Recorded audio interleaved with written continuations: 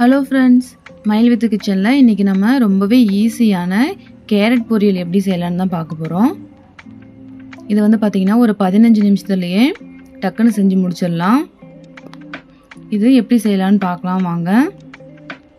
இப்போ நான் வந்து ஒரு 2 கேரட் எடுத்திருக்கேன். இது வந்து பார்த்திங்கன்னா மேலே இருக்கிற தோல்லாம் சீவி எடுத்துடலாம்.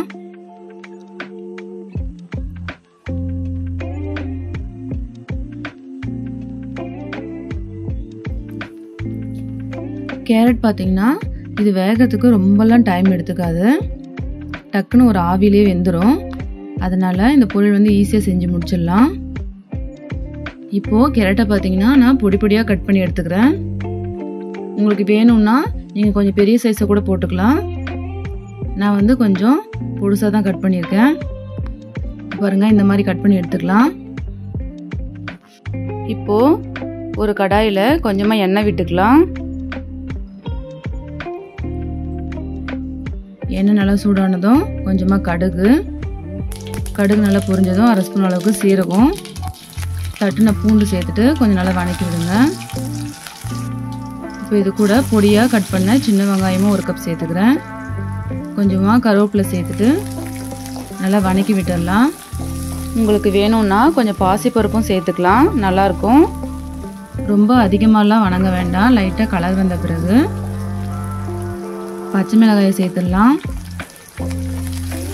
சேர்த்துட்டு 2 கிளறி விட்டு நம்ம கட் பண்ணி வச்சுருக்கிற கேரட்டையும் சேர்த்துடலாம்.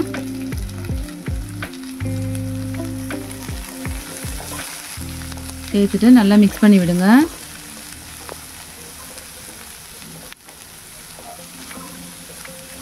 நீங்கள் வேணும்னா அப்படியே மூடி வச்சு சிம்மிலேயே வேக விட்டிங்கன்னா கூட வெந்துடும்.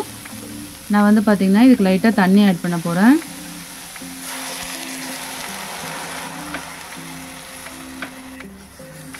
இப்போ சேர்த்தாச்சு. லைட்டாக கிளறி விட்டு மூடி வச்சுடுங்க.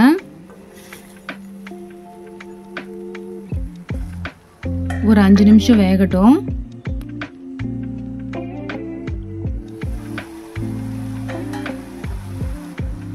இப்போ பார்த்தீங்கன்னா ஓரளவுக்கு காய் வந்து வெந்திருக்கு. இப்போது லைட்டாக கிளறி விட்டு மறுபடியும் நம்ம மூடி போட்டு மூடி வச்சிடலாம். இந்த தண்ணியெல்லாம் சுண்டி வரட்டும். இப்போ பாருங்கள், ஓரளவுக்கு தண்ணியெல்லாம் சுண்டிடுச்சு. காயும் நல்லா மீடியமாக வெந்து வந்துடுச்சு. இப்போ நம்ம காய்க்கு தேவையான உப்பு வந்து சேர்த்துடலாம். காய்க்கு தேவையான மஞ்சள் பொடி சேர்த்துட்டு நல்லா கலந்து விட்டுக்கோங்க. இப்போது கடைசியாக காய்க்கு தேவையான தேங்காய் துருவல் வந்து சேர்த்துடலாம். சேர்த்துட்டு நல்லா மிக்ஸ் பண்ணிக்கோங்க. நல்லா மிக்ஸ் ஆகட்டும்.